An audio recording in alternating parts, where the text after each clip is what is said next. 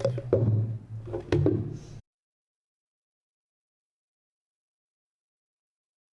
you for being here on a Friday afternoon to talk about Senate Bill 1511.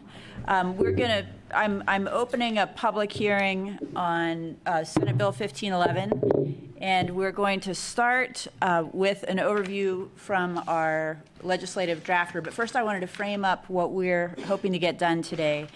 Since we have quite a number of people signed up, we're going to ask everyone to keep their testimony to 3 minutes or fewer. We are going to start with a description of what's changed in the 1511-16 amendment since we last spoke, and then our legislative drafter is also going to describe a bill that we've been referring to that now has a legislative concept and is soon going to be not formerly known as Senate Bill 1598, and that addresses the efforts that we are making to help small growers with 5,000 square feet of canopy or less have the opportunity to come into the OLCC regulated system even if they cannot produce a land use compatibility statement. And that's the third bill, and we may end up appending some additional amendments to that next week, but because so many people are interested in how we're dealing with this micro canopy issue, we wanted to, it's posted on OLIS, the legislative concept draft is, under meeting materials, and Mr. Mayor is going to actually describe it before people offer testimony so you know what is currently planned as the base for the third bill. So with that, Mr. Mayor, if you could go ahead and describe briefly the differences between the -13s and the -16s, so people have that as baseline, and quickly summarize what will be Senate Bill 1598. That would be great, and then we'll move into testimony right away. Chairs Burdick and Leininger, members of the committee, my name is Mark Mayer, Deputy Legislative Counsel. I'm here to testify briefly on the differences between the -13 amendments to Senate Bill 1511 and the -16 amendments, and then to briefly discuss Senate Bill 1598. The differences between the -13 amendments and the -16 amendments are only twofold, and there are no major substantive additions to the -16 amendments. So everything we discussed on Tuesday of this week still holds true for the most part. If you turn to page 21 of the amendment, which is section 15, page 21, we originally had as part of a conforming amendment that the Oregon Health Authority, in establishing concentration levels for tetrahydrocannabinol, had to establish different levels for patient card holders and other consumers. And we just included some language here that requires OHA to consider, when prescribing the concentration of tetrahydrocannabinol for patient card holders for edibles and other types of products, to make sure that they consider what is appropriate for the debilitating condition for which the product is intended. So a little bit of direction for rulemaking there, but not putting into statute any specific dosage requirement or serving size requirement. So we did make that change. And then if you flip into, I believe it's page 29, it's pages 28 and 29. The next major change is in section 22 of the amendment. And primarily what we did here is we kind of rewrote how the stay on plant limit caps for those medical grow sites that are moving into the OLCC market. We kind of rewrote some of that to make it a little bit easier and more likely that industry would be able to meet the standards. The primary difference is that underneath the older provision, these grow sites had to collect the signatures of all the patient card holders for whom they were producing marijuana, attesting to the fact that those card holders were aware that they were moving into the OLCC license system and that their ownership of the product would transfer. What we've done now is we have required the grow sites to instead submit proof to OHA that they have sent by certified registered mail notice to each card holder that this was happening, so that their license will not be contingent on the cardholder actually signing the piece of paper or being gotten a hold of in enough time. And then we also included language that basically said, and this is a constitutional principle, so whether we have it in the bill or not, it's not going to matter. It is the law, that patient cardholders do have to be justly compensated for anything that is transferred from their ownership, their possession over to the grow site's possession once they enter into licensure. And that could be that the patient cardholder shows up and they get their product and whatever else belongs to them. It could also be that they show up and they are provided a fair market value for whatever type of product is transferred into the grow site's ownership. So we did cover that as well, and that's the major change in the stay-on-plant caps. Are there any questions about the -16s then? Yes, Coach Everett. I actually have a question on both those sections. On the cardholder process that you outlined, if the cardholder never shows up, in other words, they get noticed and they don't show up to either collect their product or collect compensation, what does that slow anything down, or is there some kind of a time limit in? No, the way that it's drafted is that notice has to be sent. There has to be sent notice to the patient cardholder by certified registered mail with return receipt requested, but nothing is contingent on information flowing back or the patient cardholder showing up to claim their possessory right to their usable marijuana. It is written that if they do show up and they do request just compensation or the product itself, that it has to be provided. But otherwise, it's going to be somewhat on the onus is going to be somewhat on the patient cardholder to make sure that if they want to claim their right, that they when they get the notice to come in and claim it. And follow up, Madam Yes, Chair. please. Would they have a deadline beyond which they wouldn't have any standing anymore? Not the way it's written, but I think because it's a constitutional principle that we're just basically codifying here, that any kind of deadline would be marginally legal at best.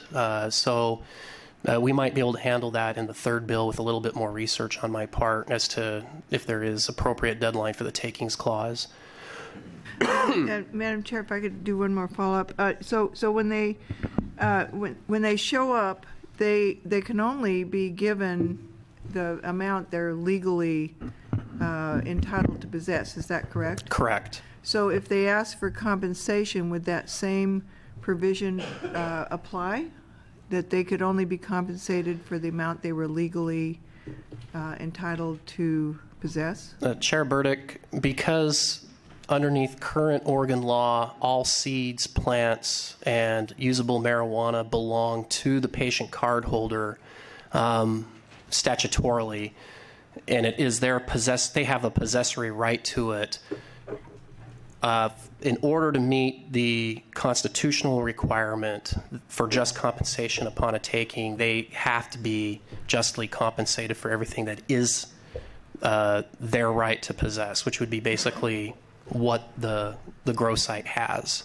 And that would apply whether or not we wrote it into the bill or not. It's a constitutional principle. So just one more, if I could. So theoretically, they could demand the full amount of cannabis that they're legally entitled to possess, plus compensation for the rest. Correct.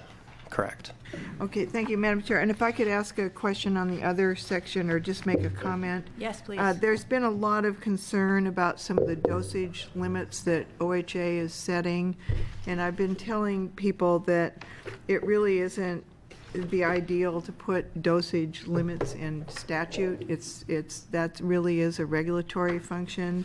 So I just want people to know that I will be available to work with people to engage in conversations with OHA to make sure that they are on target with some of their dosage limits. I think we can accomplish that through the regulatory process.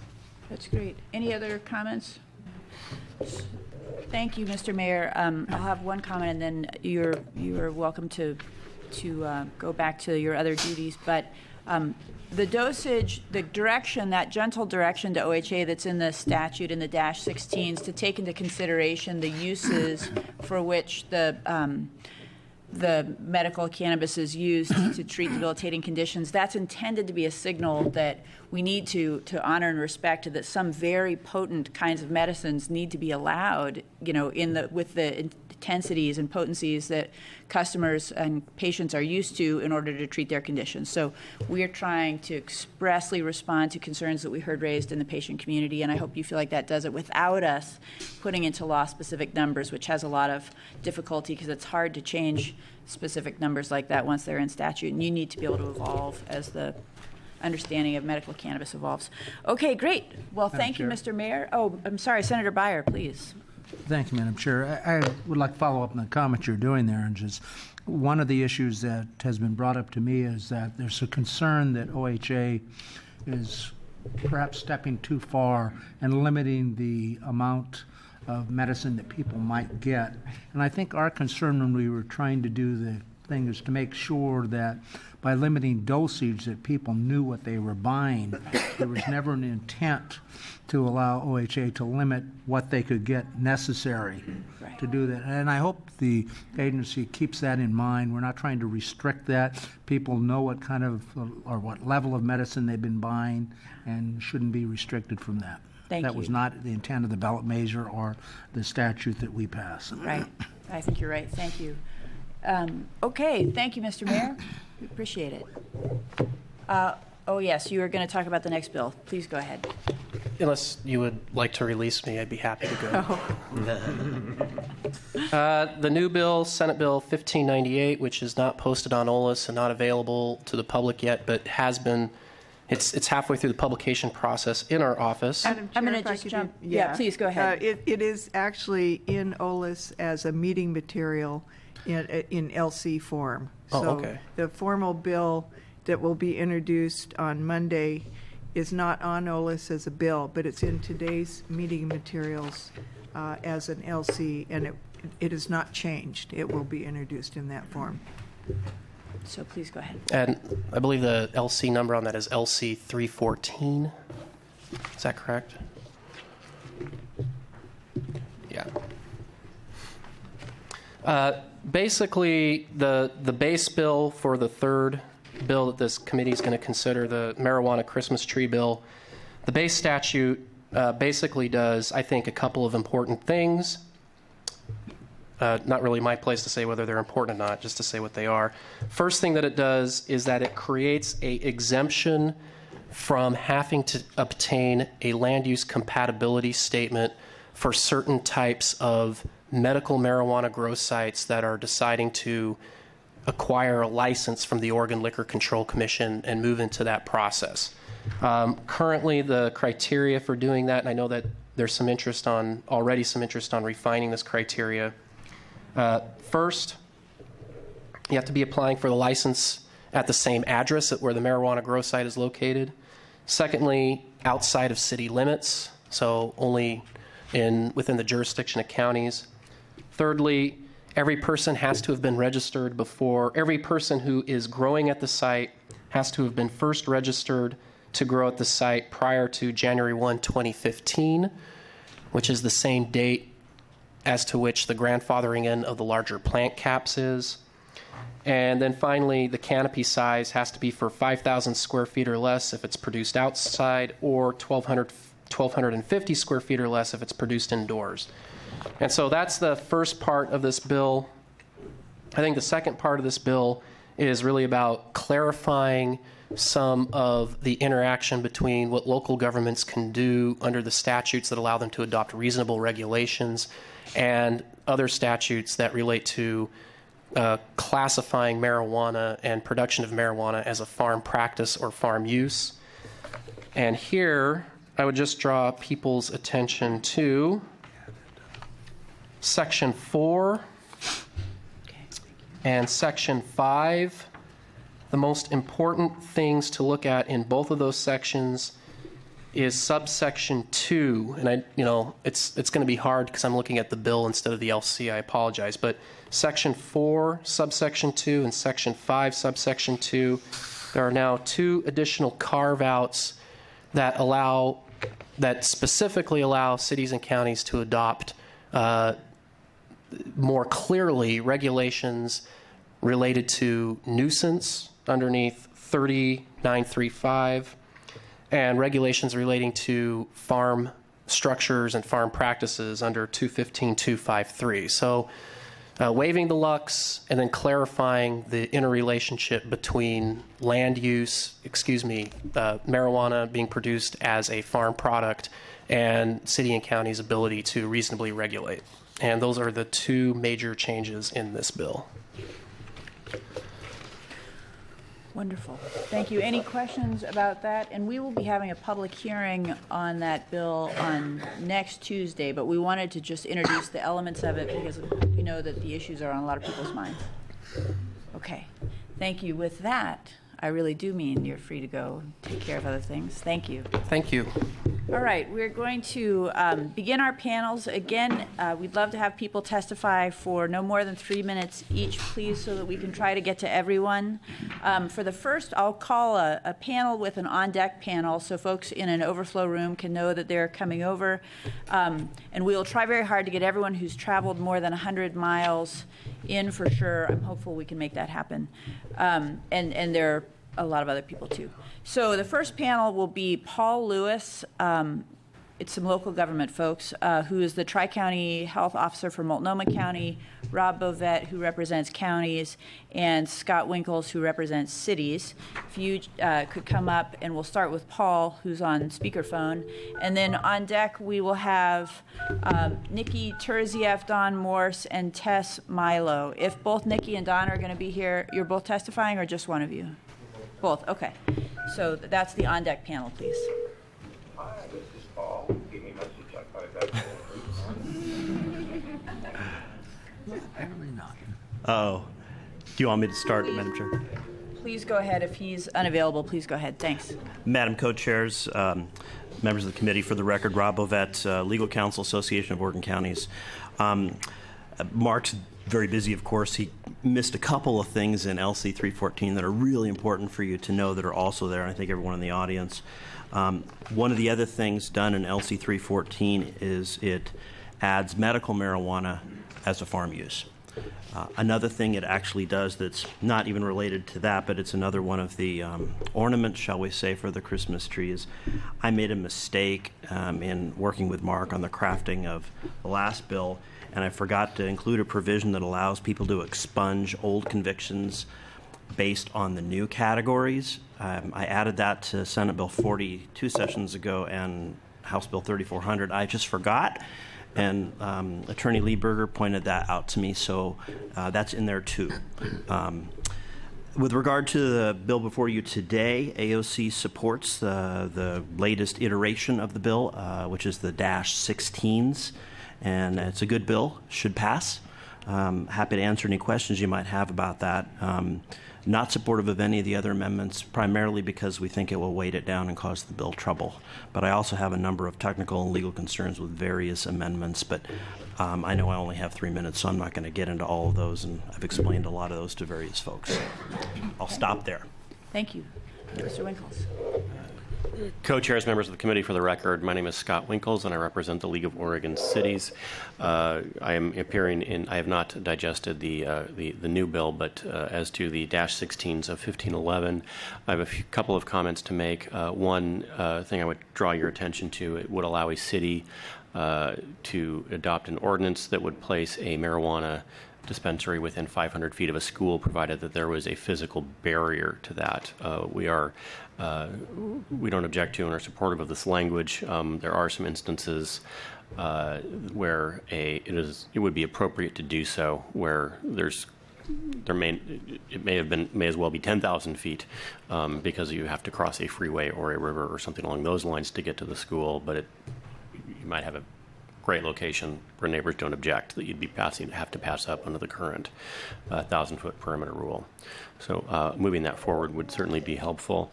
Additionally, We have no significant concerns with the early start provision as written in the bill. We will be having some conversations with OHA in regards to their rules allowing who will be permitted to make the early sales. We're aware that there are a number of dispensaries. I believe that number at last check was 85 that had significant inventory violations. And we believe the language is sufficient to allow them to prevent a dispensary that's not in good standing to participate in the early start. And I also think the language is it wouldn't impede a local government from preventing a dispensary that's not in good standing from participating as well. With that, I'm eager for your questions. Any questions? I want to note on that issue that we asked Mark Mayer about whether local jurisdictions and OLCC have whether OLCC has the right to refuse to issue a license for an applicant that, for example, is not in compliance with tax obligations for early start. If they're a dispensary and they haven't registered for and aren't paying the taxes that they need to for adult use sales under the early start program or other violations, and it sounds like OLCC, we don't need to enshrine that in statute because OLCC does have that authority, but I know that I, for one, think it's important that we stay on the right foot with this, and so we'll encourage OLCC to look at compliance with the rules of the program that people have been involved with up to now as they are making their decisions. Anybody else have comments? Okay, thank you. And Mr. Lewis, why don't we try? You're welcome to go, both of you. And we have on deck Nikki Terziev, Don Morris, and Tess Milo. Madam Chair, if I could just make a comment. As someone who lives more than 100 miles away, I'm going to be heading out soon to try to get home tonight. If I could suggest, perhaps preference could be given to people who live at a distance, the folks who belong to the lobby, who we all adore, but we get to see them all the time. So if it's possible to take care of the people who travel distance, I appreciate it. And for those of you whose testimony I won't hear live, I will watch the video of it when I get home to Ashland, either tonight or tomorrow morning.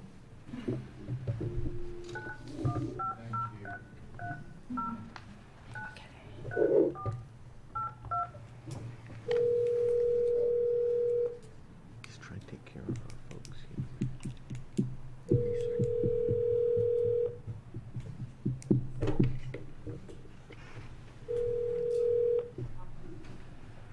Hi, it's Paul Lewis.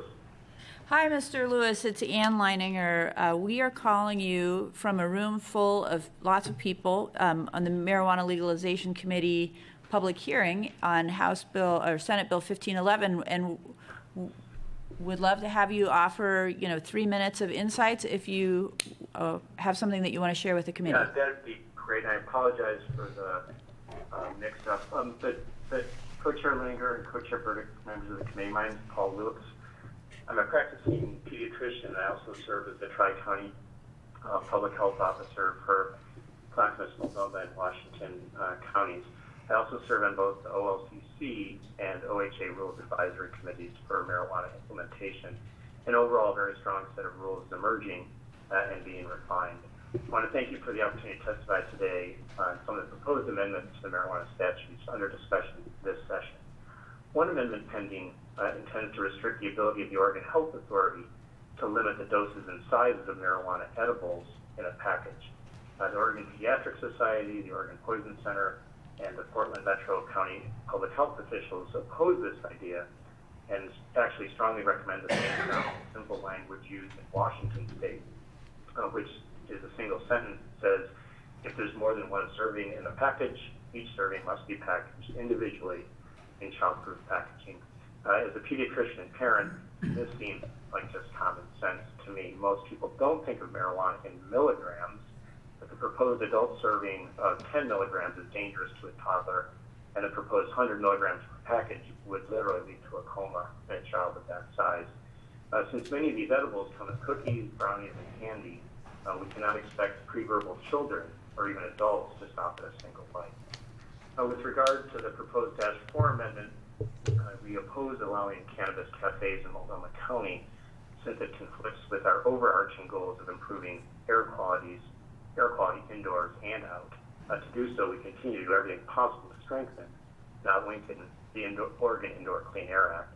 This act was created to protect employees as well as the public from the dangers of secondhand smoke throughout workplaces, allowing future exemptions, like allowing cannabis clubs to allow vaping and indoor smoking, could lead to a slippery slope and allow for more exemptions.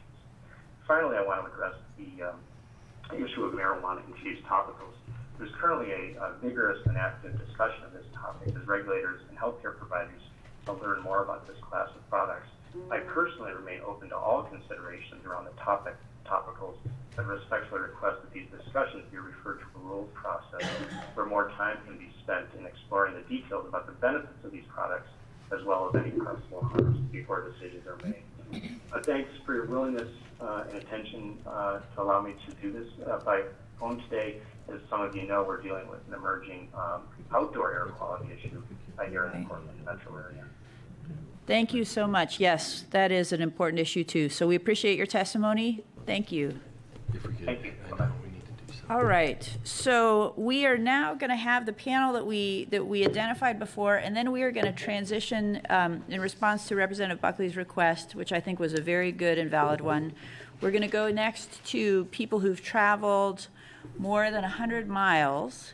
And that includes, so for the following panel, after Nikki Turzieff, Don Morse, and Tess Milo, we're going to have Jeremy Kletke and Matt Cyrus, both of Deschutes County, and Peter Gendron of Josephine County as the next panel. Welcome. Please state your name for the record, and we'd love to have you offer your thoughts in 3 minutes or less. Sure.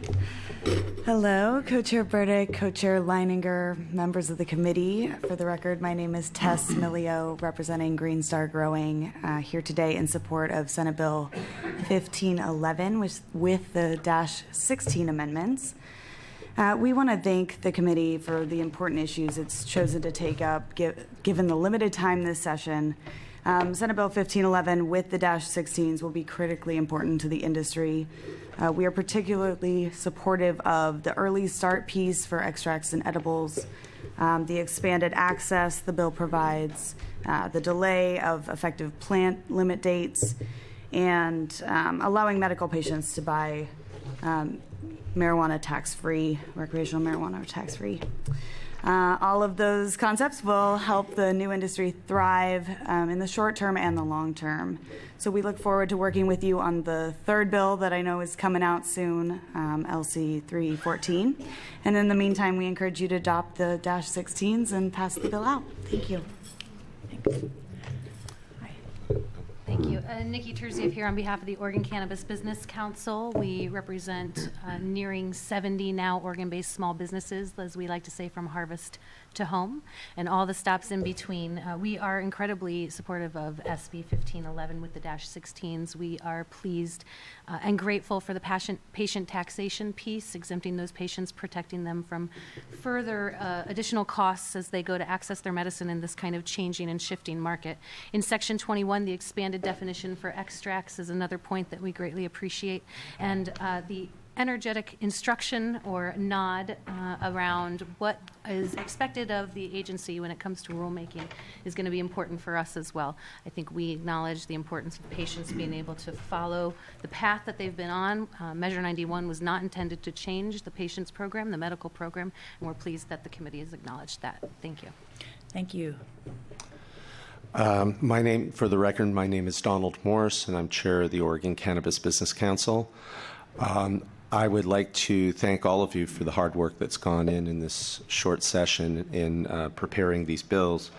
I would like to say that the organization supports 1511, the -16s, with one minor caveat, and that it appears that the Senate Bill 1598 will also be a great boon to setting up the industry the way it needs to run. I'm glad to hear that Senator Burdick is willing to join us and sit down with the Oregon Health Authority. We still have very deep concerns about their willingness to allow medical patients who have had access as they needed for the last 16 years to continue. We're afraid of that being stopped, and I'm not at all certain that the language that's here would necessarily do it. So I would very much like to work with you, Senator, on trying to find a solution there. And I would especially like to thank Representative Helm for his lead in making sure that patients were not going to be taxed. That was the thing we came out with the most when at the beginning of the session, and I'm glad to see that it's made it through. So again, thank you for all your work. Thank you. And thanks to both Rep. Olson and Rep. Helm. I think you both are co-chiefs of that bill. Yeah, so sorry. That's awesome. That's okay. That's fine. I'm very sorry, Andy. All right. Thank you. All right. The next panel we have is going to be folks from more than 100 miles away, Jeremy Kletke, Matt Cyrus, and Peter Gendron. And then the next panel we have on deck after that will be Mr. and Mrs. Coria John? Do you know who you are? Yes, good. So there seem to be two of you, and then let's add Mike Rocklin also to that panel that's on deck. Welcome. Good afternoon, co-chairs, members of the committee. Thank you very much for giving me this audience for these 3 minutes. My name is Peter Gendron. I am here from Sunny Valley. As you know, I also have a office in Salem now up the street in order to facilitate my endeavors to help guide the committee on the topics that are socially and politically responsible. We want to be able to allow you to have a place where you can support the development of an emerging business and industry while still attending to the concerns of your socially conservative constituents. Some people have been amazed when they've found out numbers over the course of the last year or so here regarding the development of the cannabis business and industry as it's coming into a regulated nature. Specifically, the awareness of what has been going on for all of these years is now coming into the public light. And for people that aren't as familiar with it as I am, sometimes that's surprising. We'll be addressing some of those concerns through the recommendations that will be implemented later this year and into the next legislative session from the Task Force on Implementing Senate Bill 844. I had the pleasure of serving on that committee as a representative of cannabis by appointment of our governor. I believe that our report that came out on Monday was very thorough and was a good start, but we need, in order to have those proposals to work, for the Oregon Cannabis Research Institute to work, we need to have very solid adult use and medical use programs in place. We need to be supporting our hemp program at the same time.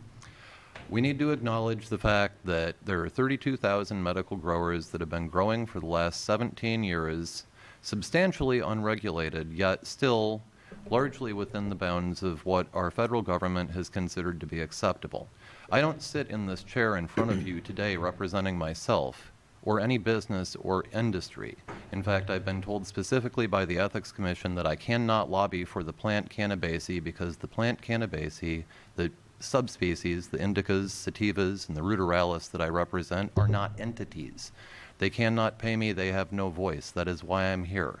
I'm also here on behalf of almost 78,000 current patients and tens of thousands of patients who have departed over the last 17 years of this program because they simply can't be here.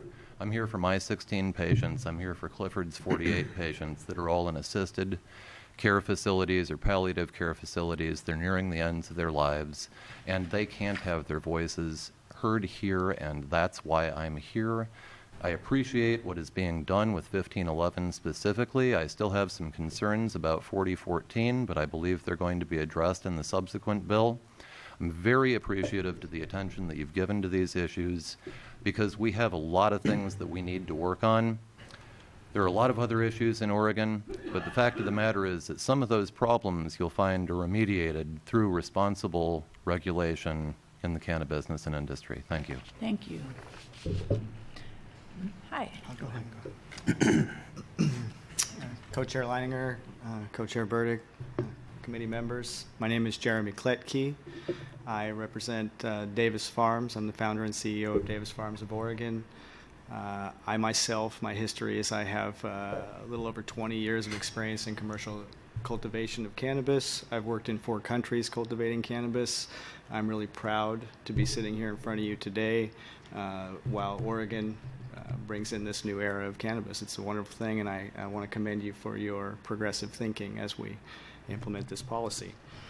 I would like to say that we are in support of 1511. Overwhelming support, actually. It reflects a lot of consideration that you guys have taken for patients.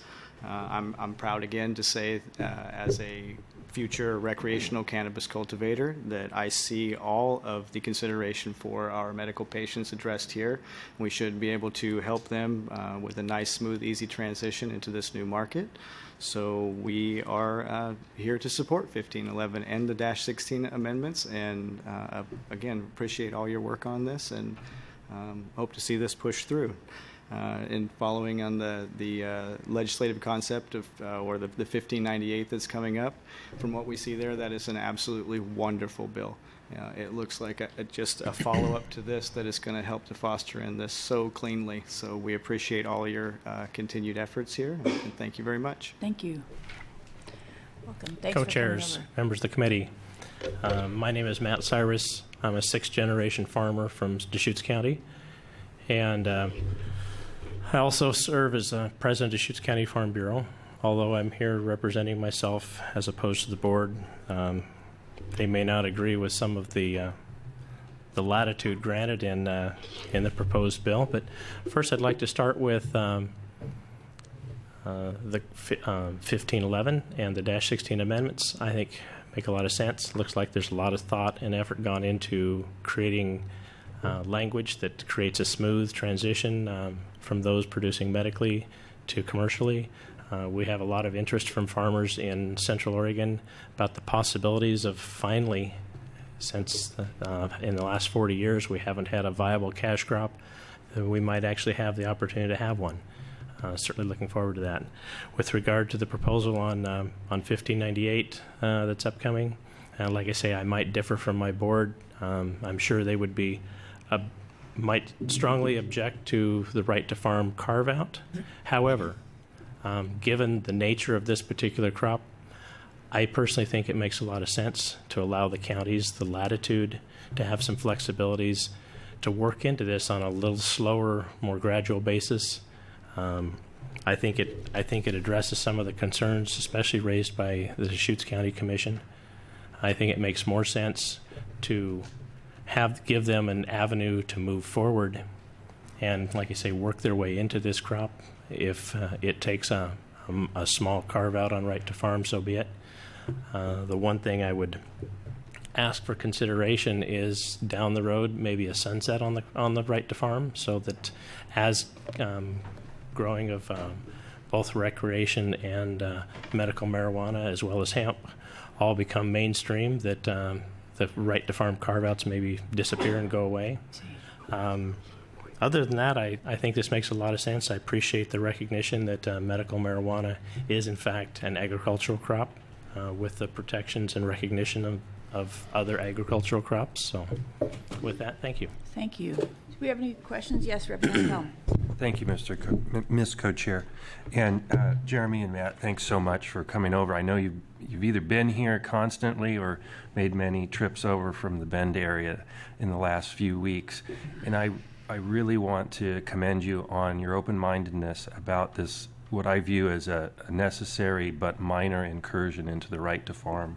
These are statutes that farmers have held essentially inviolate for 40 years, and they're one of the reasons that we have the vibrant agricultural economy that we have in the state. But thank you for your constructive thinking here, and I very much wish you luck and good results with your county commission in making this work. It was designed to help exactly that problem. Thank you for your efforts. Thank you very much. All right, so next up we have Mr. and Mrs. Coria Farm, or a name similar to that I hope you'll clarify for me. My apologies for getting it wrong. And then I believe we were also going to have Mike Rockland come. And then on deck, I'd like to have Megan Phillips, Michael Cowley, and Lindsay Reinhardt, please. Hello, my name is Corey Allen Johns, and I'm representing myself as a medical marijuana grower and patient, and also my daughter Jade, who's 5 years old and has Dravet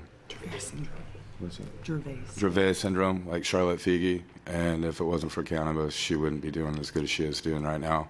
I just strongly ask you guys to please consider our small farms' rights to grow for our children and ourselves without having to enter in any market. We've been growing for over 10 years, and we've never sold anything to the dispensaries. And we'd like to just keep our rights the way they are for us to grow for our family and small farmers without having any of our constitutional rights violated with like unnecessary searches and stuff through our houses, and any violations to our Second Amendment rights also. Okay. I saw that you guys were thinking about making it so we can't have firearms on a grow site, and that's something that's very concerning to me as a United States citizen, because our Second Amendment rights are already under attack enough, and we should be able to retain those rights, and also our Fourth Amendment rights. As a small grower and as a large grower, it's very important for us to be able to provide medicine in a safe manner. And sometimes, 5 or 10 minutes away is a lot when our house is getting broken into. We've been working with Lincoln County for 10 years on the growing issues of safety and concerns. And we've more than put forth proper security features. And I don't think you guys are realizing how much money these small growers have invested into the OMMP and the medical program, as far as how much it's cost us to grow for our children. And we're just kind of asking you to please preserve our rights as an OMMP patient. And sorry, I'm not very good at public speaking, but thank you. You did a great job. You did a great job. Can you clarify, Adam, if that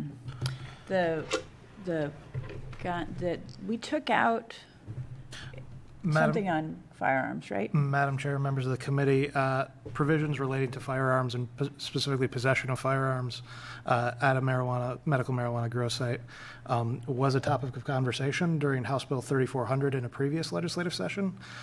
It's not before or within the legislative concepts currently in front of the committee for this year. I appreciate you upholding our constitutional rights today. Thank you. Thanks. And I'd also just like to say, if we could please keep it so we could grow medicine for our children, because a lot of us cannot afford to buy it from the dispensary, and our family is one of those. So Great. Thank you very much. Thank you very much. Ms. I just came for support. Okay, great. Thank you all for coming and sharing your views. And then Mr. Rockland, and you're welcome to get up now if you need to. Mr. Rockland, please go ahead. And again, we've got Lindsay Reinhardt, Megan Phillips, and Michael Cawley on deck. Thank you, Representative Leininger, Burdick, co-chairs and committee. Testified here before. I'm a member of the American Cannabis Nurse Association, so my basis is the medical aspects, and my understanding of the main goal of this short session is to help with some fixes in order to streamline the regulatory process. So I'll be brief. Got a few points. Something I heard today earlier from Paul Lewis, I think it was talking about childproof with each individual dose. I don't know of any other pharmaceuticals done like that, so I would think that we'd want to be a little bit cautious on that aspect as long as it's controlled. So consider that we have adequate controls when you've put the contents in a childproof container or locked box. That's one aspect. The other thing was the Clean Air Act. If you eliminated smoking, would that be acceptable? Because that's what the Clean Air Act was about, smoking, not vaporizing or anything else. So consider that in terms of the Clean Air Act amendments, how we can make that work.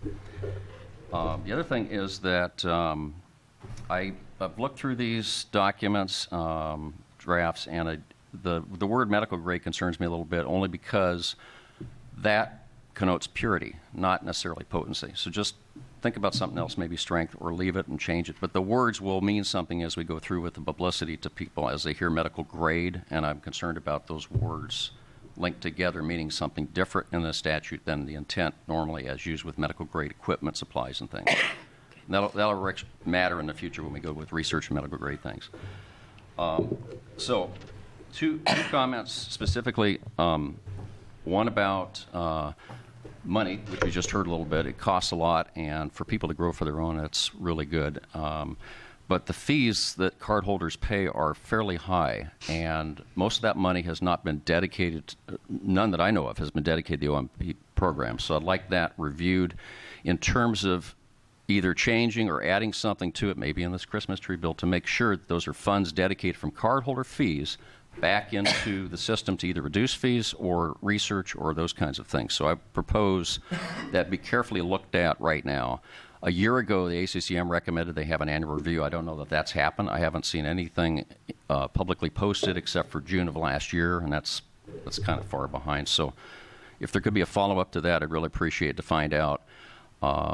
There's millions of dollars at stake that cardholders have contributed. So the second thing is the attending physician statement. The APS is known. The attending physician is a doctor of medicine or doctor of osteopathy, DRMD. Those are the only two people right now that can write recommendations. However, in the statute, and I believe it was, maybe it's the regulation, they talk about a consultant who is referred to by not only the primary care physician, but the physician's assistant or nurse practitioner. So I'd like those two professions at least added to clarify. Let's look at clarifying this is what I'm up to. So thank you very much for the time. Thank you. All right, so now we have Lindsay Reinhardt, Megan Phillips, and Michael Cawley. And on deck we have Bo Whitney, John Hudnall, and Edgar Diaz, please. Megan Phillips has chose not to speak. Okay, thank you.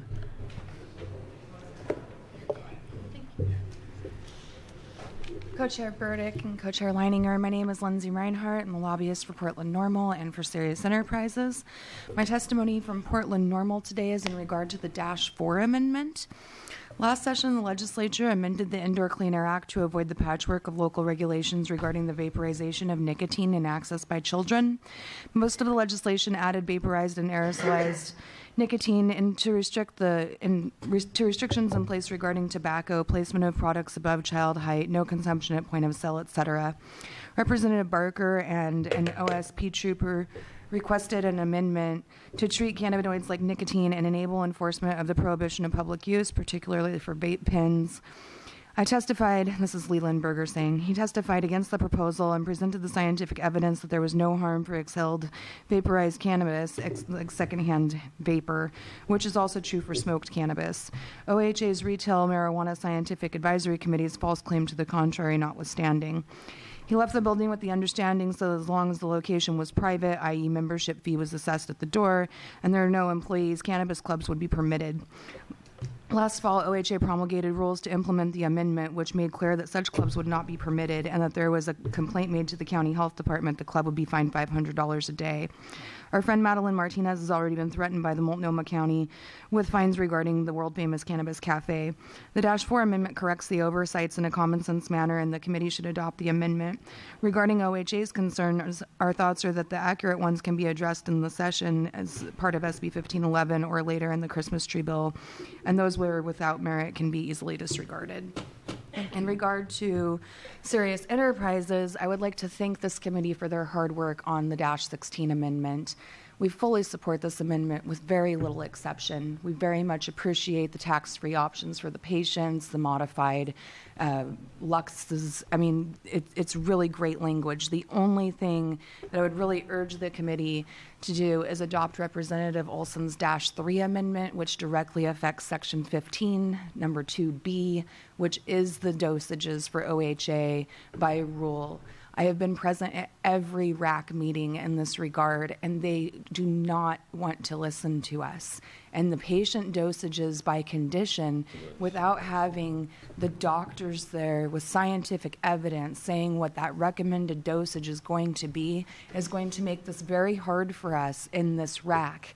We have been working endlessly with the OHA to achieve this goal, and they will not hear us. Every patient's dosage is different. It's not something that the Oregon Health Authority should be regulating. And to have that be part of that language, we do feel will allow them a mass overstep. Thank you. Thank you. Any questions, thoughts for the panel? Okay. And I believe you indicated that Megan Phillips is declining to testify. Okay, thank you for letting us know. Yes, go ahead. All right. Thank you. Co-chairs, members, thank you very much. My name is Michael Cawley. I'm the owner and grower of Geek Farms. We're a small family farm located in unincorporated Lincoln County. I'd like to thank you for working so hard on this legislative session. I would initially like to show my support for SB 1511 and the -16 amendments. I would also like to show my support for the -12/-1718 amendments, which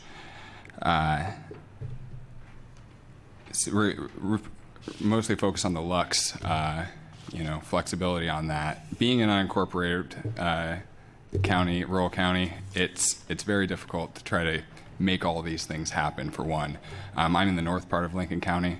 The county offices are in the south part of Lincoln County. It's a 2-hour drive. So to get anything accomplished with the county is very hard. So just so you know. Those kind of amendments, too, would really encourage small and rural grows to move out of the gray market without the pushback from small towns and counties with unjust and overreaching rules. One of the things that you did mention was the agricultural aspect of medical cannabis. And one thing, unfortunately, I'm already in the middle of a lawsuit with Lincoln County because of exactly that. They basically said I couldn't have a greenhouse to grow medical cannabis because medical cannabis isn't considered an agricultural crop. It's a very difficult stage to be in. I've been in this fight for over 7 months. So that's my biggest concern on those dashes, and I would fully support the wording of an agricultural crop for medical cannabis because, one, the medical opt-in option that we have, it's basically not having the agricultural right for medical cannabis is virtually eliminating that option for me. I don't have that option in Lincoln County. Anyway, past that, lastly, I would like to address the 2-year residency requirement that was proposed to be removed from HB 3400. We're talking about that in the treehouse, or the Christmas tree bill as well. I would really, really support bringing that back in. And the reason why, the cannabis industry of Oregon has had a long and hard fight to get the ability to do business what we've been doing already. Out-of-state growers aren't here in this room fighting for our rights to do what we've been doing for decades. All I ask is that this council gives Oregon growers a shot in this market. Colorado adopted a residency requirement initially, and although it wasn't flawless, it did give the native Coloradans a chance to get going before the massive corporate grows came in and undercut the little guy with small margins and mass market share. Don't let this industry be tainted by the corporate agenda. That's it. Thank you for your time and support. Thank you. I want to call out one of the points that you made, the desire to have medical cannabis become a farm crop designated and getting those protections is in the third bill. So great. And I think that's fully an important support point. that. Thank you so much. We're trying hard. We may not be checking every single box, but we're trying really Absolutely, hard. and we appreciate it. Thank you. All right. Okay, now on to the next panel, which is Bo Whitney, John Hudnall, and Edgar Diaz, please. And on deck we have Megan Graham, Norris Munson, and Ellen Ford, please. You may speak in any order. Please just state your name for the record. Madam Co-Chairs, members of the committee, my name is Bo Whitney. I'm representing Golden Leaf Holdings in Greenpoint, Oregon. I wanted to thank the committee for the efforts on these two bills. I feel these two bills are successful in balancing the many different perspectives and concerns while still maintaining good public safety. The early oil and edible sales addresses some potential Oregon exposure to the Cole Memorandum, so that's a very positive step. The addressing of the plant count and reductions and transitions from medical into the regulated market will help make process much smoother and successful. We feel that this bill is good for not only Golden Leaf Holdings, but good for the industry and good for the state of Oregon. So Golden Leaf Holdings supports Senate Bill 1511-16 as it is good, sound public policy. Thanks. Thank you. Thank you, Madam Co-Chairs and the rest of the committee. I applaud you guys' hard work with all these issues we have. My name is John Hudnall. I'm a father, a veteran, and a longtime medical grower. I'm here to voice my support for the -12 and -18 amendments. My family spent our savings on a facility to get into this new industry. In November, a city ordinance was enacted that forced us to shut down our operations, and we don't really have the resources to move every time a jurisdiction decides to change their ordinances. The growers had to move out to not face a $500 a day fine through the city. And so I'm hoping with those amendments that we'd be allowed to move back in. We do have a long-term lease on this facility.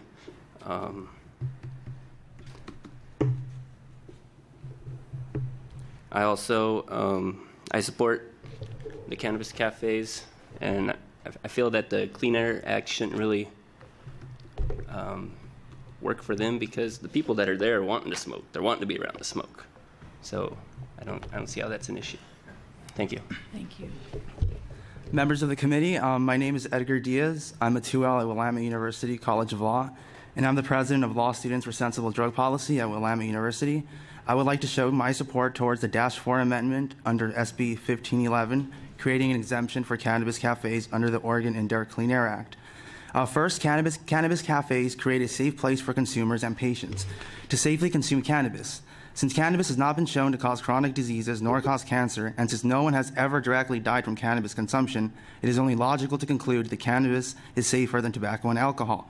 Despite this, we still allow for cigar bars and restaurants that serve alcohol throughout Oregon. Therefore, since the threat from cannabis is lower than those substances, there should be an exemption to the Oregon Indoor Clean Air Act to give Oregonians a safe place to consume cannabis, since we do the same for tobacco and alcohol. Second, it is also important to focus on public health and safety and the risk of promoting cannabis consumption among minors and children. Cannabis cafes would not promote the use of cannabis among children. In fact, they would reduce the appeal that cannabis consumption may have among children because it will stop the conspicuous use of cannabis in public areas, such as parks, sidewalks, and areas near schools. Therefore, instead, people will not gather and consume cannabis in a public area where children can potentially see. As a result, this mitigates the negative effects that cannabis may have on children because they will not be exposed nor be motivated to use cannabis. In conclusion, I believe Oregon needs to lead the way and demonstrate to the rest of the country how to safely consume cannabis. Therefore, I want to show my support towards the -4 amendment. Thank you. Thank you very much. Any questions for the panel? Okay. Thank you, all of you. All right, so now we have Norris Munson, Megan Graham, and Ellen Ford. And on deck we have Ben Hoffman, Jonathan Manton, and Lisa Nato. Patience. It takes a while, and it's the end of a long week, so thank you for coming. You may speak in any order. Just be sure you state your name for the record before you begin. Hi, I'm Megan Graham, here on behalf of my company, Gem Farms, and my patients. For two things, and between the rack and here, I don't know the most appropriate place to input this, and so I'm sorry if it's a little off topic. Oh no, go ahead. This is your Although time. I'm in support of 1511-16s for the most part. Okay. So there was a definition in one of the draft rules about industrial hemp infused CBD products. Mm-hmm. The dispensary may only accept the transfer of and may only transfer a product that contains THC or CBD derived from marijuana. And I'm here to, I'm opposition of that. My products are infused with CBD from industrial hemp because I'm interested in the medical aspects. We do have a medical garden, but we're more for the medical side of things, and so we do have industrial hemp products. The OHA should not have an outright prohibition on industrial hemp products and should allow card holders to transfer those products to medical dispensaries. I take to help my dispensary clients and patients feel safer, I still take my product testing, labeling, and packaging very seriously and follow the guidelines as outlined in the OMP rules and regs. I'm following the same rules as the cannabis producers, so I disagree with proposing to leave out the CBD from industrial hemp. I've also got some written testimony from at least one of my patients that I've been in her life as her grower for 3 years, almost 4 now, and this is not to say that I don't have Western doctor support that is totally essential. This is not a replacement of Western medicine, but added to it, it makes a difference of a lifetime. It makes a difference in the steps. Trying to keep it short. Medical cannabis works for breakthrough pain, but has totally taken mine, and cut it in half. If I did not have access to my medical marijuana, I don't know what I would do. I think that I would have more steps than I take since I started using medical marijuana. I've recovered from things that you're not supposed to recover from.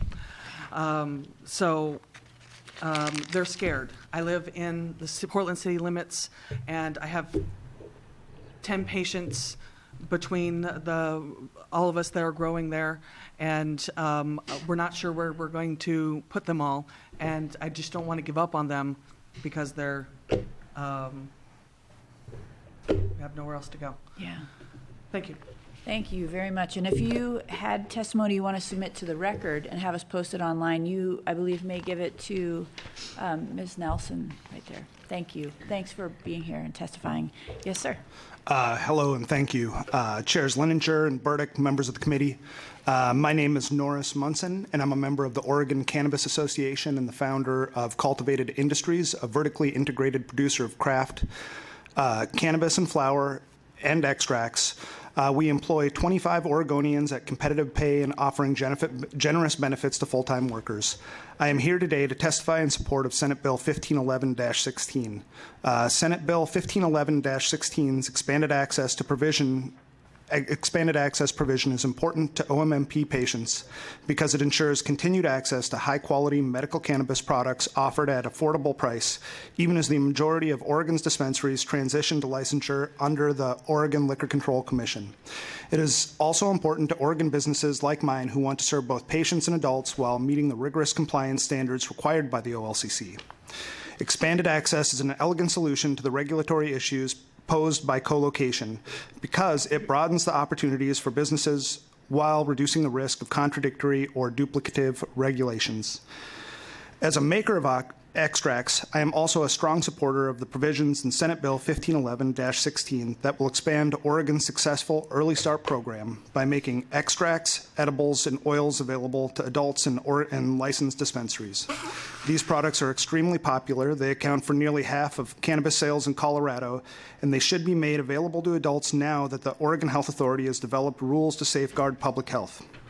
Finally, I and my colleagues in Oregon's cannabis business community support 1511-16 because its numerous technical adjustments like the stay-on plant limits will allow cultivators and processors to make a much smoother transition into the adult use system and further our shared goal of curtailing the unregulated market. Thank you for the opportunity to testify. I urge the committee to move the 16 amendments today. Thank you. Good afternoon, Co-Chair Burdick and Co-Chair Leininger and members of the committee. My name is Ellen Ford, and I am the co-founder of Clear Creek Botanicals. I'm here today to once again ask you to please free the lotions. what does that mean? It means allowing topical cannabis products to be sold outside of the OLCC distribution network and the OHA distribution network. The reason that we are asking for this is because they are non-psychoactive for two reasons. One, because they are applied topically, and two, because they have such a low amount of THC in them. Simply stated, they do not make you high. Excuse me, I have a little frog this afternoon in my throat. These products are not intended to be ingested. They are intended to be applied to the skin and the hair. We have formulated our products for two reasons. One is to help with arthritic pain or muscle pain, some of the symptoms of MS. Those are the products in the medical field. The other line of products that we have developed are for the skin. Many thanks. Studies in Israel and Japan have shown that cannabis is very good for the skin. And I've personally found that it has helped with with pre-skin cancer nodules. I use a bubble bath that is infused with cannabis, and what I used to have the dermatologist take off of my skin are now completely gone from if I take a bubble bath once a week with infused cannabis. We are asking that Amendment -14 would allow for the sales of these products outside of the OLCC controlled facilities, such as in alternate medical facilities, health food stores, home parties, things of that nature. Allowing these sales is pretty much the same as allowing the sales of extracts in the grocery stores. I went the other day to the grocery store and started cruising the aisles for things that had alcohol in them. Much to my surprise, first I went to vanilla extracts. And next to the vanilla extract was the lemon extract that comes in at 83% alcohol. Same with the orange extract.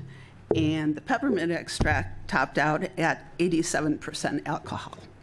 So obviously the argument that this is dangerous to children if they ate something that was topical, it just doesn't make a lot of sense when they could go to the store and get, some alcohol.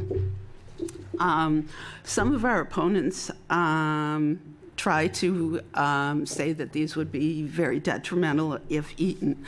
I contend, it looks like my time is up. Washington State has legalized topicals to be sold throughout non-cannabis stores. Thank you so much. I think yeah, Madam Chair, thanks. Ellen, so let's talk. I want to zero in on what you just said. Sure. Okay, so I heard that you use a bubble bath. Yes, I do. That's basically infused topical. Yes. What's the percentage? Less than 1% THC. Okay. Yeah, I know that Washington is at 0.03. Yes, sir. Do you have any idea at all if that's effective at all at that level? The products that we have produced run anywhere from 0.3 to 0.8%. And that's common for our colleagues in the topical industry. But we're all testing out at less than 1%. Okay, that helps me. Thank you. Do you have a follow-up? Okay. Thank you for your question. Thank you all so much for being here. We really appreciate it. All right. We now have Ben Hoffman, Jonathan Manton, and Lisa Nato. And on deck, we have Jeff Sugarman, Hovering LaPlante, and Chris Steps. Want me to start? Good afternoon, co-chairs and members of the committee. For the record, I'm Lisa Nato, representing Phylos Bioscience. We want to thank you for your hard work, your deliberation, and the thoughtful process that you've engaged in to accomplish these changes you're accomplishing this session. We support the -16 amendments to Senate Bill 1511. It provides some needed improvements to the cannabis system. We agree with the co-chair that the dosage limit should not be set in statute, but rather by rule. This bill provides needed tax relief for cardholders. We applaud that. And with the good work that we've seen from the Oregon Health Authority, we believe the early start with the appropriate testing requirements will be beneficial for the state and the system. We applaud the fact that you're continuing the work on the outstanding issues. We appreciate your continued support to refine the statutes to support small growers and allow them to participate in legal markets. We are concerned about low-income cardholders and access to the medications they need for their conditions, and we look forward to working with Representative Buckley on a proposal that might help address that issue. And finally, we do support any solutions that we can come to with respect to the topicals and lotions. So thank you for your continued work, and we appreciate your service. Thank you. Hi. Thank you, Madam Co-Chairs. My name is Jonathan Manton, and I'm here today on behalf of the Oregon Sun-Grown Growers Guild. And we've had some really direct and heartfelt conversations in these last few days. And I want to make sure each of you know how much respect I have and the clients that I represent have for this process. There's some things that I kind of always say a lot, that there's one thing I think that every elected official has in common, and maybe only one thing. But that's that they got more votes than anybody else who ran against them. So you're here for a reason, and we respect the position that you sit in, no matter what we're talking about, and we can have disagreements, and we can do so in ways that are respectful, certainly of the process and of the individuals that are on this committee. The farms that we are working on and working to protect, I think there was a statement I would say that I think Rep. Leininger mentioned, which is perfect, is essentially that as our understanding of medical cannabis evolves, I want to make the point that we are learning about the medical cannabis and these different strains that are on some of these farms that I've been able to visit, that many of you have been able to visit. And protecting those strains is just of such critical importance. And part of why I'm so passionate about protecting these family farmers and the small farms there, it's not just because the people sometimes get a bad rap that I don't think they deserve, and I've met them and know them, but also because these medical strains are so potentially important for what we're going to learn as this science evolves. And as we learn about the difference between the outdoor plants grown under the full spectrum of sunlight when they're harvested, as compared to an indoor plant grown under artificial light. Our folks say that's different. You get different medical results. And so we're just striving as hard as we can to protect those strains and protect those farms. Thank you so much for the work I think that a lot of people have gone into with regard to the Lux problem. Rob Bovet's done tremendous work there behind the scenes, I think, to come up with this. And I understand it's going to be in 1598. I'm just looking at a draft of that now. That's great. The second piece that we've been pushing so far hard for is I think it's going to be fixed for the right to farm carve out. We might want to get a little bit of clarity on that to make sure with regard to the county setback problem, like the setback that we understand is kind of problematic for our farms would be like a 250-foot setback that the counties would impose on plants, not necessarily on the buildings, but I'm not sure of those. We may need to seek some clarity to make sure that we're getting that protected, because the lot sizes are small enough that if you've got a 250-foot setback for the plants, you may not be able to have enough room to grow the actual plants. And then finally, one thing I'm hoping that we can change on 1598 or add to it is to make sure that there's ability for the processors to transfer not just directly to other processors and to dispensaries, but for the processors, medical processors, to be able to transfer directly to patients. I think Cedar Gray is the perfect example of that with the tinctures that he shows and the oils that he's created. He can be a medical processor, but still wants to make sure that you can have that direct transfer to patients in that instance. And with that, I'll just say thank you. We want to echo the comments that the gentleman from Lincoln County made, and those were just, I think he nailed it as far as everything that we're here to push for. So thanks. Thank you.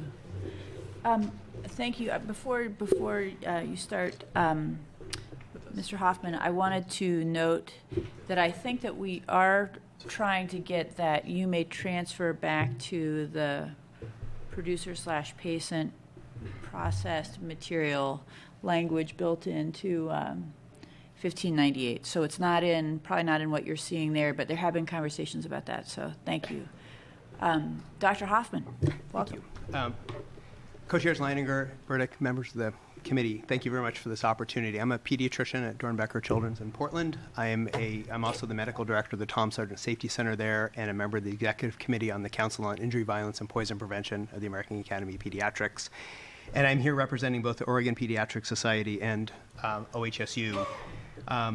It's been amazing each time I've had the opportunity to testify on this topic about the passion with which people speak and the degree to which the growers, the retailers, and the practitioners care about their users, especially with the medical practitioners we heard from today, the deep affection they have for their patients. I'm here because of the same thing.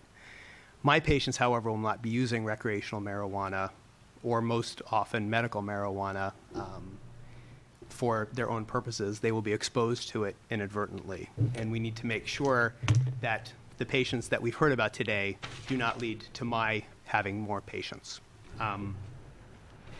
Simply put, you can't you can't injury-proof a child, and we need to make sure we protect children from threats that exist in their environment.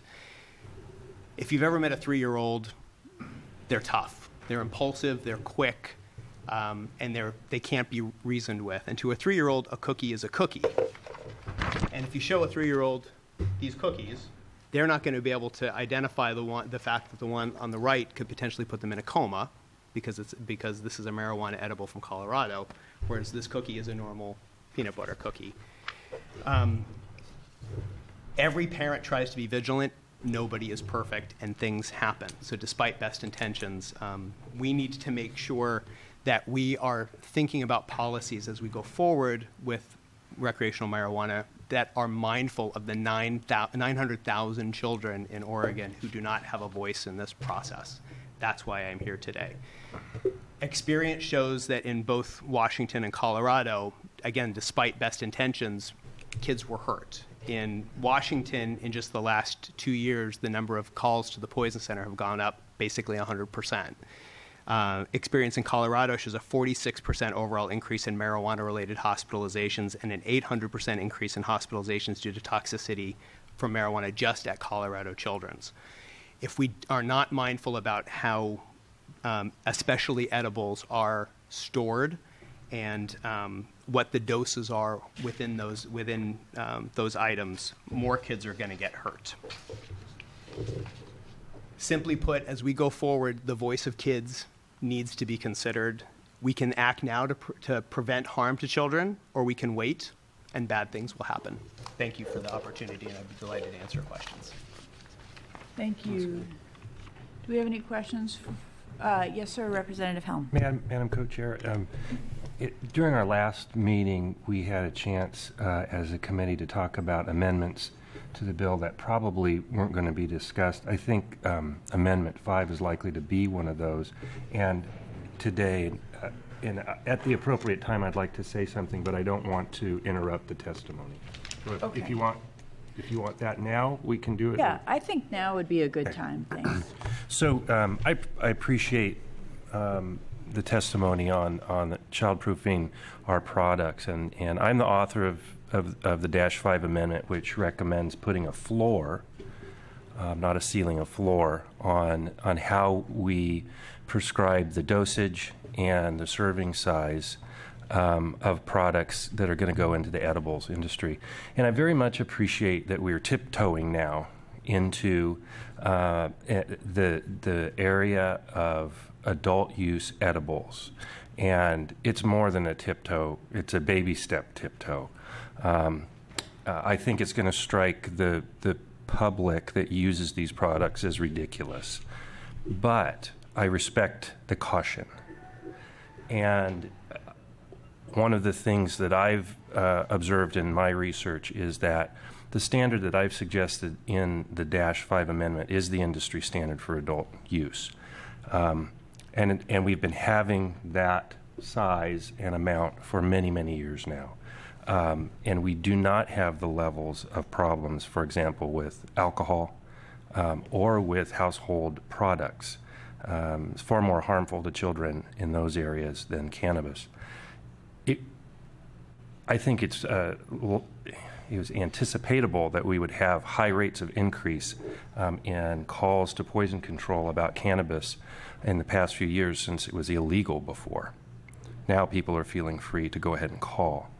But I would just urge everybody that as we move forward to a time where OLCC's rules are going to be implemented to allow edibles at some point in the future, that we all try to rely on a data and evidence-based approach and not simply let our worst fears guide the legislation. Thanks for letting me talk about that, Madam Chair. I think thank you. And to build on that, I want to note that, so we are not expecting to move the -5 amendments this session. And there are some other public health implicating, or there are some other aspects of cannabis legislation that have gotten people in the public health community very anxious. And since this is a short session, I want to echo what Representative Helm said, that this is going to be a process that evolves and moves forward as we figure out where we are once the first stages of implementation happen and the community gauges its comfort with next steps. Some of the issues that we're not going to get over the finish line this session, advocates, please know that we can have conversations about what makes sense in next steps moving into 2017 and beyond. And public health protectors and professionals, please know that we're trying really hard to not force the conversation or rush it in ways that, because we recognize we're in a new sector and people have really different levels of comfort with where we even are today, let alone where we are going in these bills. And so we're all trying to respect one another's comfort level and needs, and certainly the need to protect kids. So I hope that's the message you're taking from this, Doctor. Okay, thank you, everybody. Next panel, we have about 7 people left, so we should be able to get everyone within the rest of our time. We have, next up, Jeff Sugarman, Hovering LaPlante, and Chris Steps. And then on deck we have Brent McCarthy, PK, and Harrison Conley, B. Harrison Conley. Thank you. And then last of all, we have Will Feetham, just so that you know. Welcome, everyone. Please go in any order. State your name for the record before you begin. I think I'll start off. I'd like to thank the committee for having us here today. My name is Hovering LaPlante. I'm a co-owner and chief executive officer of LB's Edibles. I think it's appropriate that I follow up your comments, Representative Helm. Speaking for the edible community, and I feel like we haven't really had a very strong voice, and I feel like we're taking a lot of the heat in cannabis at this current time. I'm here to testify that edibles are a safe, effective method of ingestion of cannabis, that the worries about it are overblown and usually come from the unregulated marketplaces. Where there are regulated marketplaces, you really do not have issues. And what I'm concerned about is over-regulating edibles, and what that will do is create a larger black market of unsafe edibles instead of a safely regulated market for the adult and medical consumers. So, to start off with that, but I am here basically in support of 1511-16. I think there's been a lot of really great work done in this short session as far as moving the legislative process forward in a positive direction. When it comes to edibles, concentrates, tinctures, we've seen in the process that edibles really have been getting left behind by the OHA. They're looking at raising all the dosaging and everything for concentrates and tinctures, saying that a cookie is more attractive than, say, another cannabis product. In our opinion, a 2 or 3 year old is going to put anything in their mouth, not necessarily a cookie, and so edible should not be signaled down on in that respect. We don't support any dosage limits for medical. When it comes to rec, we do support 10-100 for our industry. We've been producing edibles since 2010 for the medical patients in Oregon. We're very well regarded, and we have a company that we're proud of. We're highly in support of co-location for that reason. We think that it's best serving the citizens of Oregon if you allow us to take our expertise from the medical market and transition it to the recreation market. If we're having to build a second facility, then we're going to have to choose between recreation and medical, and I don't think that serves the citizens of Oregon at all. So we're strongly in support of co-location. And finally, early start. We are in support of early start of edibles. We are ready to serve the recreation market. The one caveat being that the individually packaging each dose within the package is overreaching, in our opinion. We think that that's very wasteful. It's going to add costs to the packaging, to the process, and a lot of waste into Oregon's landfills and into our environment, which is unnecessary. As we've seen, individual dosing isn't done in any other product, be it pharmaceuticals or liquor or anything like that. So again, we thank you for letting us testify here today and appreciate you listening to us. Thank you. Thank you. Okay. My name is Christopher Ships, not as you pronounce it, but thank you, co-chairs and members of the committee. I'm the owner and PRF of Lincoln City Collective out in Lincoln City. I'm also a medical patient, a grower, and a caregiver. As Michael explained earlier, we've had problems in the county with growing. I had to move my growing facility out of the county. It was very expensive. I was able to open up a dispensary, which has been unbelievable, and to sell recreational marijuana has been incredible for the reaction from the customers. Thank you very much for everything that you guys have done to put forth everything that's happening in this industry.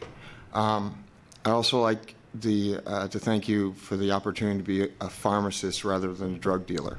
And I say that because when a pharmacist follows the rules and regulations, they're a pharmacist. The minute that they don't, they're a drug dealer. So I like the opportunity to follow rules and regulations and be a pharmacist in this market. As secondarily, I've come here to talk to you about having the 2-year residency requirement. As a small business owner, I had to go get funding from other places, and I would not like to be strong-armed out of my business by people that have money and they can push me out of the business. The 2-year residency is kind of a security blanket for the small business owners here in Oregon to keep their businesses. And that's it. Thank you very much for your time. Thank you. Co-Chair Leininger, Co-Chair Burdick, members of the committee, my name is Jeff Sugarman. I'm here today representing Groundworks Operations. We are a vertically integrated cannabis company.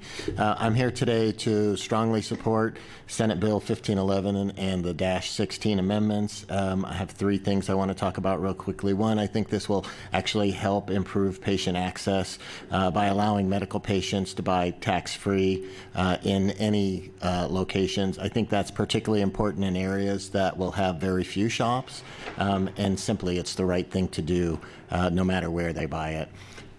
We also support the expanded late early sales of edibles and concentrates.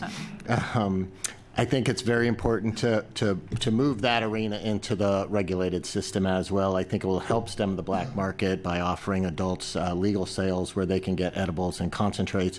But maybe most importantly, it's going to give those folks who are in those shops and selling those products the chance to educate consumers about what they're getting. And I know that the OLCC and the OHA is going to make sure that we provide information to those patients about the edibles and the concentrates that they're getting. And so I think for that reason, I'd much rather see people who want to use edibles getting it in the shops than getting it someplace else. The third thing I want to strongly support in 1511 is the stay on reducing production limits. I think all of us for the last 2 years have been trying to achieve a very smooth path from the OHA to the OLCC. By doing what you're doing in Senate Bill 1511, we're going to ensure that patients don't get cut off from their growers in a very short period of time. And I think that will also ensure an adequate supply for those patients this summer and an adequate supply as we open the adult use market in the fall. I have one other issue that I'd like to talk about real quickly for the third bill. Yesterday, I was one of several people who was allowed to beta test the OHA's new system for registering producers, processors, and dispensaries. It's an online system, and it's a good system, and I think it's going to work very well for the small growers. But I've identified one particular problem that I think we need to address, and that's that the plan right now is that each individual grower is going to have to set up their own account in the OHA system and track the 24 plants that they grow and where that product is transferred.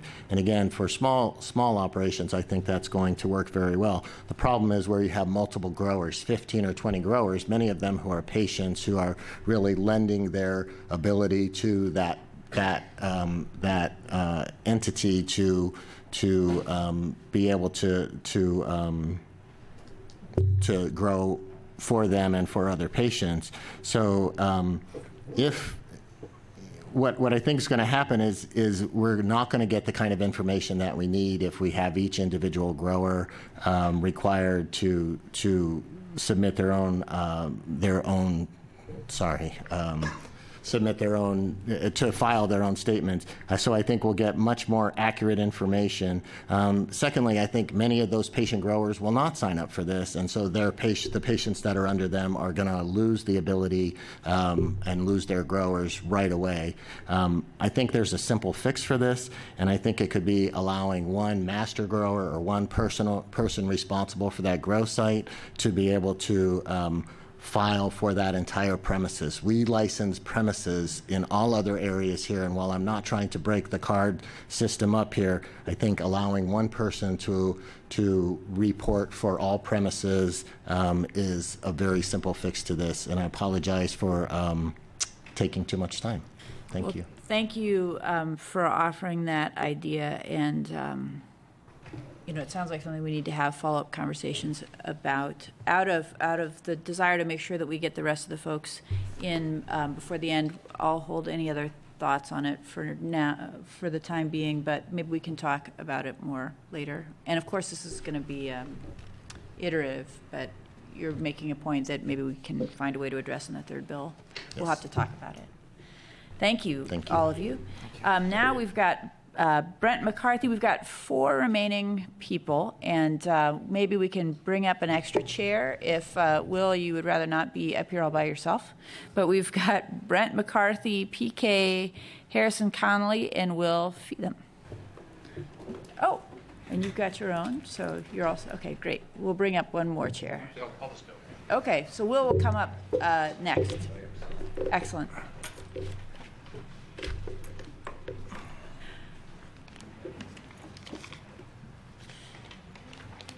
So, you know what, one of you is welcome to begin while Mr. Connolly is kind of finishing getting situated.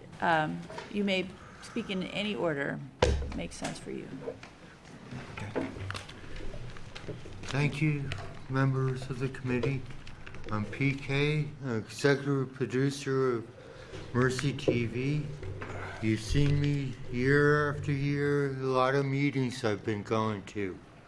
Well, 15, 11, and 40, 14, good bill. It should pass. Thank you. Okay, that's enough. The medical patients are getting charged too much. Do you pay to get your medicine, to have the right of using cannabis as your medicine?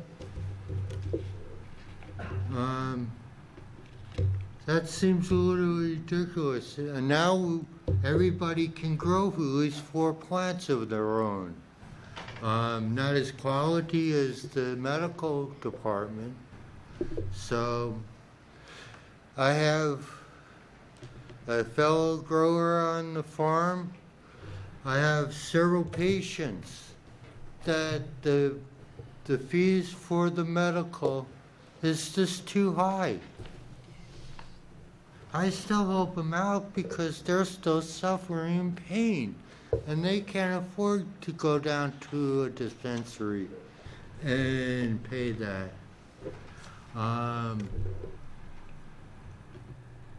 Let's see. I have a healing oil, St. PK's healing oil. It's out of virgin olive oil and cannabis. Every season, I'm an outside grower now. Every season I put a good few ounces into the 5-gallon bucket. During the year, I may add more olive oil to it. I'm going to keep the mash. I put the mash in a colander, and then I have a separate jar that I'll bring with me. I have carpal tunnel that I use it on them. I've shared it with people with skin cancers and that disappear. I went up to the university. I have a cure for skin cancer. And they asked what's in it. Olive oil, cannabis, garlic, and onion powder. And they shunned me. I had the oil tested. Wow. I'm putting these choice buds in there, flowers, and it only comes up 0.50. None of the other things that they tested for came up. But then if you heat it up, it's a different story because you activated the THC molecules and others. Thank you for listening. You've done a real good job. If there's any time I can help, I will. Thank you. Thanks very much. Mr. McCarthy? Hi, my name is Brent McCarthy. I'm here on behalf of patients mainly. Thank you, co-chairs and committee members for doing this job. I know it's not an easy one and a long one, obviously. The first thing I wanted to say on behalf of the patients is that the people in OMMP are scared.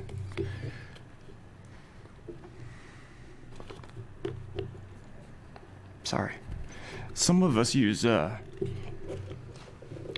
amounts of cannabis that a lot of people don't understand. I crushed T12 and L1 in my back and haven't taken a pharmaceutical because of heroin addiction prior. And without cannabis, I wouldn't be here today. I know that. Tread softly on what you're doing, but try to do it with Godspeed because everybody is sitting out there not knowing. That's the trouble. Nobody knows what we're going to end with, and nobody knows if we're going to have to go back to the black market. So please just, like I said, tread softly on your choices because remember, the very first line of Measure 91 said that the OMMP would not be affected, and that's all that's happened since. Thank you. Thank you. Thanks very much for being here. Mr. Conley. Thank you. Co-Chair Leininger, Burdick, members of the committee.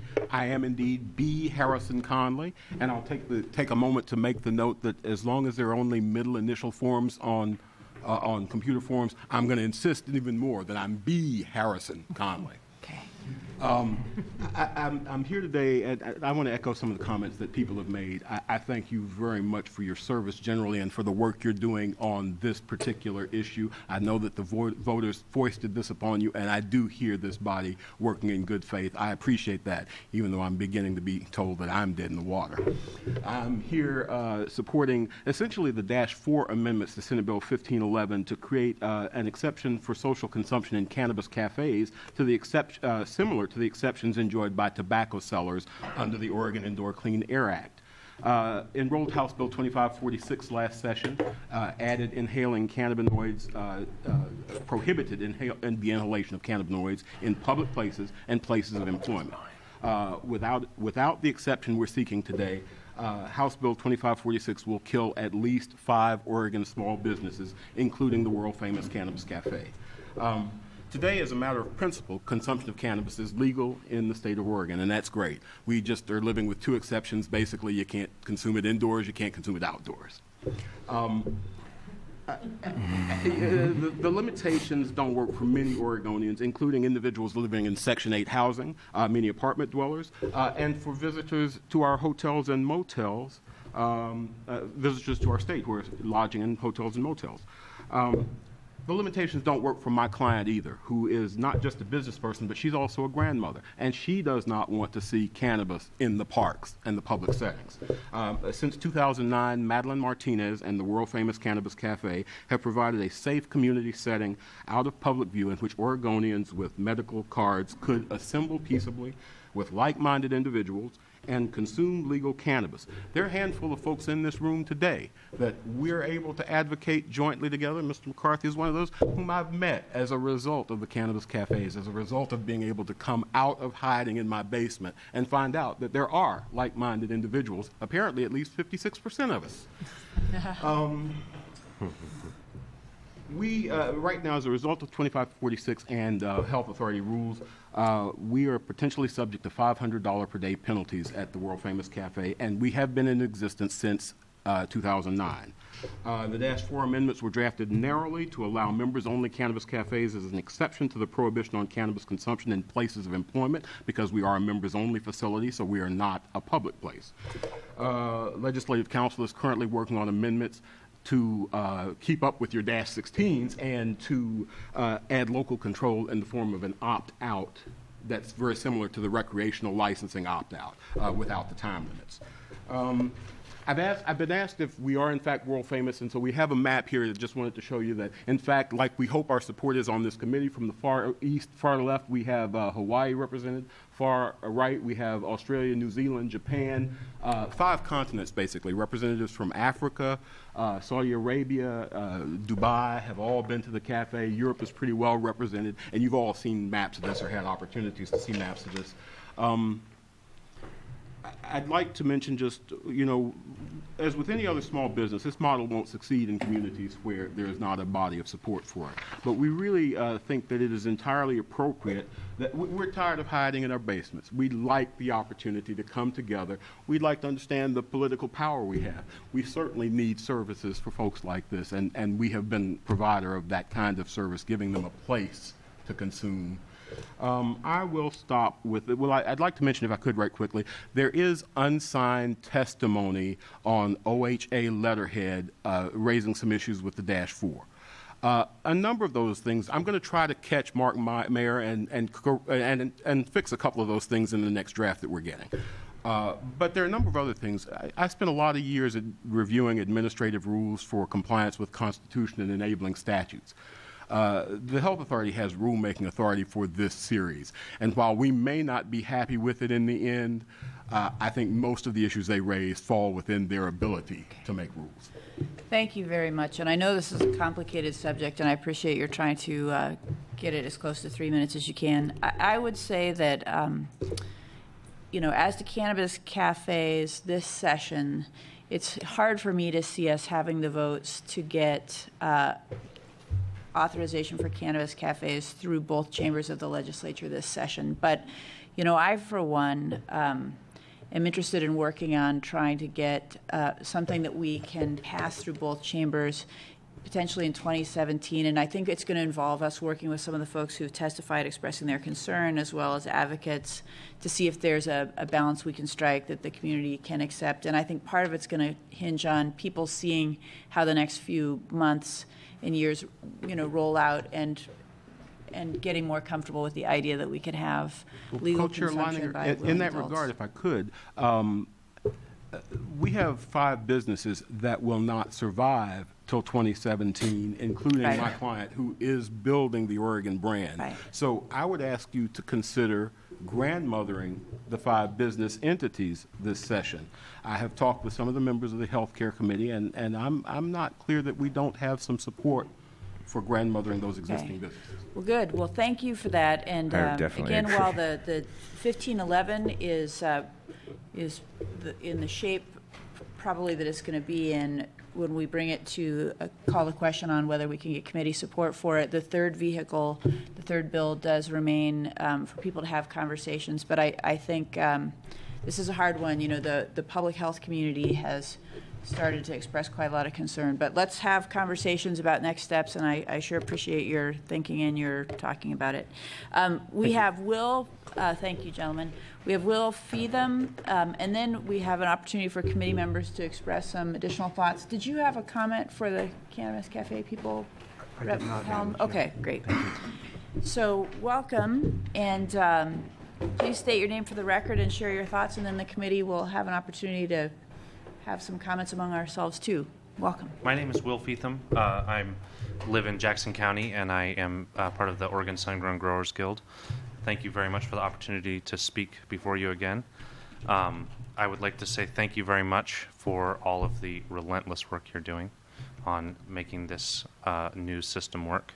And I am very hopeful about the future. I represent small farmers and medical patients, and I see a potential path, especially given some of the protections in the Christmas tree bill, that will allow us to continue doing the work that that motivates us.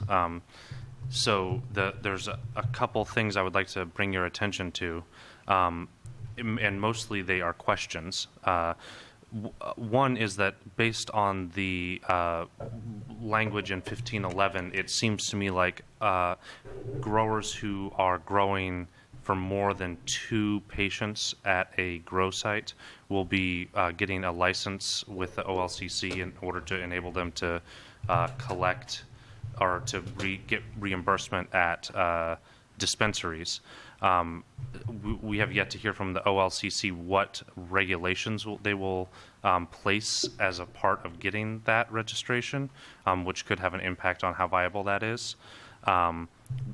We are extremely hopeful about the small canopy concept, the idea of being able to serve our patients and grow on our small farms and also serve the recreational market seems like a path that can last for the indefinite future rather than a fix, a temporary fix to ensure that no one's hurt now. So we're very hopeful about that. In regards to making that work, I like the language that is I saw regarding setbacks for agricultural buildings.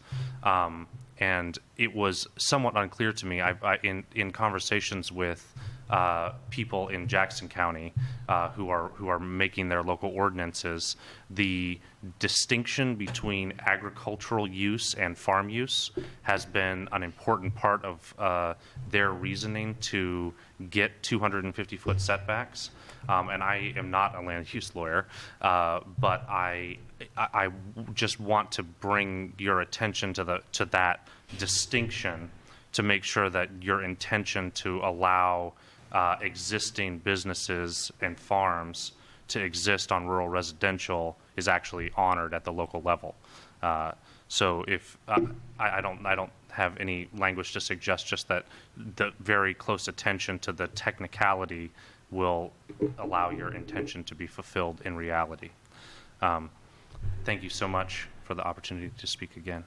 Thank you. Thanks for coming up.